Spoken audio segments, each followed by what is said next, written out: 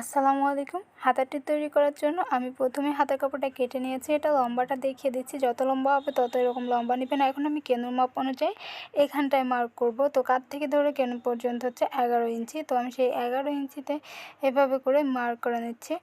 নেওয়ার পরে এখন আমরা এটাকে এরকম ভাঁজ দিয়ে আর একটু মার্ক করে নেব। তো কাঁধ থেকে ধরে এইভাবে করে কেনু পর্যন্ত যতটুকু আসবে সেই মাপটা এখানে এভাবে নিতে হবে। নেওয়ার পরে এখন এই মার্ক করে দেওয়ার পর কেটে নিচ্ছি। এইখানটায় আমাদের প্রথম অংশের কুচিটা হবে, তার জন্য কুচির কাপড়টা নিয়ে নিলাম। এটার চওড়া আছে হচ্ছে 2 ইঞ্চি এবং লম্বাটা আপনারা যত বেশি নেবেন তত বেশি কুচি হবে। তারপরে দেখিয়ে দিচ্ছি লম্বাটা আসলে কত নিয়েছি। 40 ইঞ্চি লম্বা নিয়েছি। এখন আমরা প্রথম অংশে কুচি দিয়ে নেব। তো প্রথমেই কুচির কাপড়টাকে এভাবে মুড়িয়ে ধরে সেলাই করে নিতে হবে কুচি দেওয়ার আগে। তো আমি এভাবে করে মুড়িয়ে ধরে সম্পূর্ণটা সেলাই করে নিচ্ছি।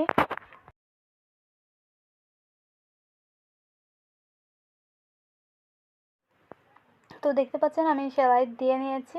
এবারে আমি এটাকে কুচি দিয়ে নিব শুরু থেকে। তো এভাবে করে একটা স্ক্রু বা হাতের সাহায্যে এভাবে করে কুচিটা দিয়ে নিতে হবে। তো আমি সম্পূর্ণটা এখন কুচি দিয়ে নিচ্ছি। কুচি কাপড়টা বড় রাখলে অনেক ঘন ঘন কুচি দিলে কুচিটা দেখতে অনেক সুন্দর লাগে। তো কুচিটা দিয়ে নেওয়ার পরে এখন আমরা এই কুচিটা হাতের কাপড়ের সঙ্গে লাগাবো। উপরের অংশ ওই হাতের কাপড়টা নিয়ে নিলাম। এবারে এই কুচির কাপড়টা এর উপরে রাখবো। হাতের কাপড় সোজা সাইডে রেখেছি, কুচিটা এভাবে উল্টো সাইড করে রেখে এভাবে করে মিলিয়ে ধরে ধরে রেখে কোনা ঘেঁষে সেলাই করে দিতে হবে। তো আমি এভাবে একটু মিলিয়ে ধরলাম। এখন এই কোনা ঘেঁষে আমি সেলাই করে দিব।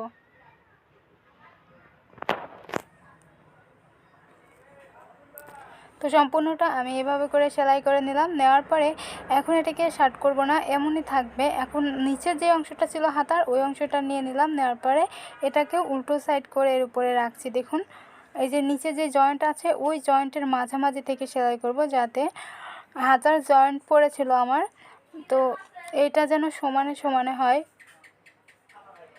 মিডিল থেকে সেলাই করলাম, আবারও মিডিল থেকে অপর সাইডে সেলাই করলাম। করে নেওয়ার পরে এখন আমরা সাইডে নিচ্ছি। নেওয়ার পরে এখন আমরা নিচের অংশে একইভাবে কুচি লাগাবো। তার জন্য আবারও কুচি কাপড়টা নিয়ে নিলাম এবং এটা কুচি দিয়ে নিয়েছি। এটাকেও হাতারটা সোজা সাইডে রেখে এটাকেও এই কোনা ঘেঁষে এভাবে করে ধরে তারপর আমরা এই বরাবর সেলাই করে দিব। তো সেলাই করে নিচ্ছি সম্পূর্ণটা এরকম করে। তো সেলাই করে নেওয়ার পরে এখন আমরা একটু এভাবে করে মিলিয়ে নিচ্ছি। এখন আমরা লেস লাগাবো। তো তার জন্য লেসটাকে এভাবে নিয়ে নিলাম। নেওয়ার পরে এখান থেকে প্রথমে উপরের অংশটাকে লাগাবো। কুচির কোনা ঘেঁষে ধরে তারপরে কোনা ঘেঁষে সেলাই দিতে হবে। লেজের কোনা ঘেঁষে সেলাই স্টার্ট করতে হবে। তো আমরা এভাবে করে ধরে সেলাই স্টার্ট করছি। তো সেলাই করে নেওয়ার পরে এখন এই লেজেরই অপর অংশ থেকে আবারও সেলাই করে নিতে হবে। তো আমি অতিরিক্ত সুতাগুলো কেটে ফেলে দিচ্ছি। তারপর এখন আমরা এই লেজেরই আরেক কোনা ঘেঁষে এই সাইডটা সেলাই করে দেব।